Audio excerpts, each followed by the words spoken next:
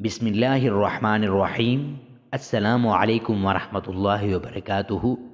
حدیث کا مفہوم حضرت جابر رضی اللہ تعالی عنہ سے روایت ہے کہ حضور اقدس صلی اللہ علیہ وسلم نے ارشاد فرمایا، ابلیس اپنا تخت پانی پر بچھاتا ہے، پھر وہ اپنے مختلف لشکر یعنی لوگوں میں فتنہ ڈالنے کے لیے بیچتا ہے۔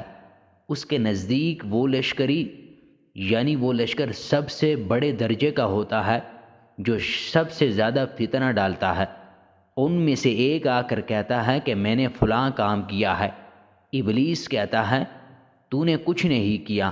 پھر ایک اور آ کر کہتا ہے میں نے فلاں شخص کو اس وقت چھوڑا جب اس کے اور اس کے بیوی کے درمیان طلاق کے ذریعے جدائی کروا دی۔ تو ابلیس اسے اپنے قریب کر کے کہتا ہے تو بہت اچھا ہے۔ اس حدیث سے معلوم ہوا طلاق ابلیس کو بہت پسند ہے، اور اللہ عز و جل سے دعا گو ہیں کہ اللہ تبارک و تعالی ہمیں طلاق کے معاملے میں احتیاط کرنے کی توفیق عطا فرمائیں۔